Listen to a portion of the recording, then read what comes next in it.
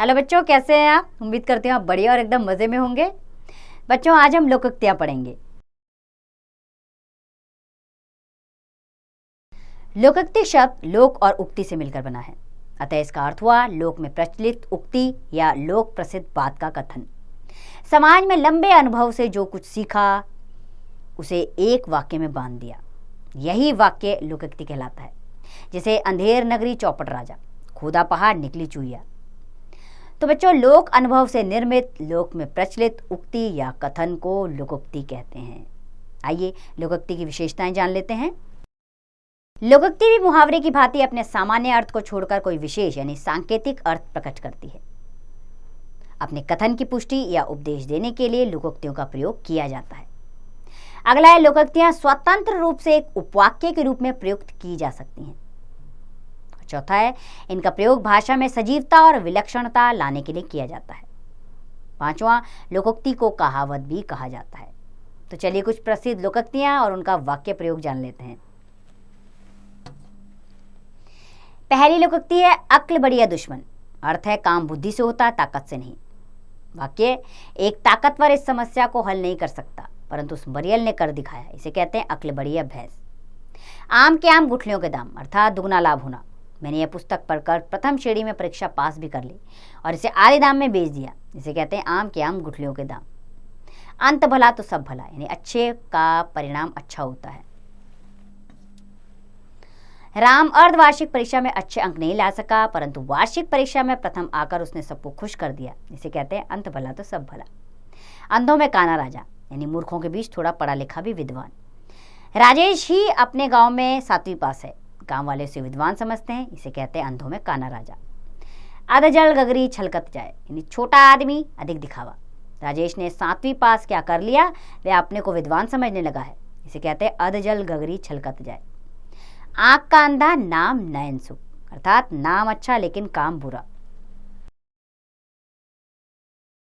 देखने में तुम बड़े भोले लगते हो, लेकिन हो बड़े ढीठ। इससे तो ये लगता है कि आंख का अंधा नाम नयन सुख।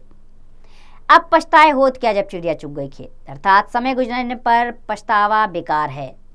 फेल होने पर वह बहुत पछता रहा है कि यदि मेहनत करता तो पास हो जाता, लेकिन अब पछताए होत क्या जब चिड़िया चुग गई खेत। ऊंची दुकान फीका पकवान, अर्थात ऊपरी दिखावा करना। यह घर बाहर से बहुत सुंदर है लेकिन अंदर से गंदा। इसे कहते हैं ऊंची दुकान फीका पकवान। अगली, उल्टा चोर कोतवाल को डांटे, यानी अपनी गलती स्वीकार न करना। मुझे टक्कर मारकर तुम मुझे ही डांट रहे हो, इसे ही कहते हैं उल्टा चोर कोतवाल को डांटे। एक हाथ से ताली नहीं बजती, अर्थात लड़ाई दोनों ओर से होती है। जब अमन ने सारा दोष अतुल पर लगा दिया तो मैंने कहा एक हाथ से ताली नहीं बजती अमन। एक पन दो काज, यानी एक काम से दुगना लाभ। किसी काम से मुझे मंडी जाना पड़ा, वहां से मैं सब्जियां भी लेता आया। इसे कहते हैं एक पन दो काज। अगला है, खोदा पहाड़ निकली चूहिया, यानी परिश्रम अधिक लाभ कम। इतनी मेहनत के बावजूद कुछ ही पैसे मिले, इसे ही कहते हैं खोदा पहाड़ निकली चूहिया। जैसा देश वैसा भेष, अर्थात माहौल के मुताबिक ढलना। सुरेश जहाँ जाता है वहाँ के वातावरण में ढल जाता है, क्योंकि जैसा देश वैसा भेष रखना पड़ता है। जहाँ चाह वहाँ रहा, इच्छा होने पर काम बन जाता है। कोई भी काम दृढ़ निश्चय से करो तो सफलता मिलती है, क्योंकि जहाँ चाह वहाँ रहा। जो गरजते हैं वो बरसते नहीं, अर्थात डिंगे मारने वाले काम नहीं करते। नेतागण वायदे तो खूब करते हैं लेकिन काम नहीं, इसी को कहते हैं कि जो गरजते हैं वो बरसते नहीं।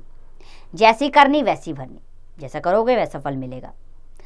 कल तुमने उसे जानबूझकर टक्कर मारी थी और आज खुद गिर गए, इसलिए कहते हैं जैसी करनी वैसी भरनी। जिसकी लाठी उसकी भैंस, अर्थात बलवान की विजय होती है।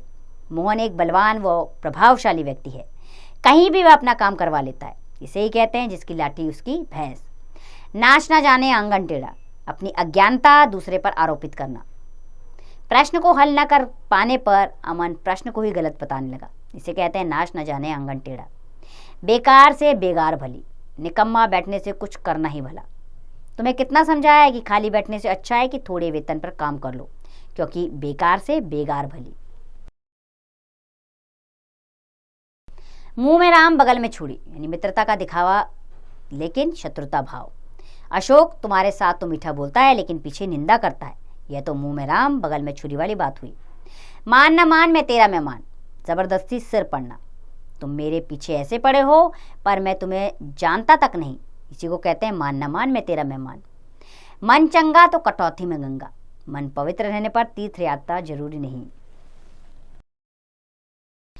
रोज मंदिर जाने से कुछ नहीं होगा, घर में बैठकर ही पहले मन पवित्र करो, क्योंकि मन चंगा तो कटौती में गंगा।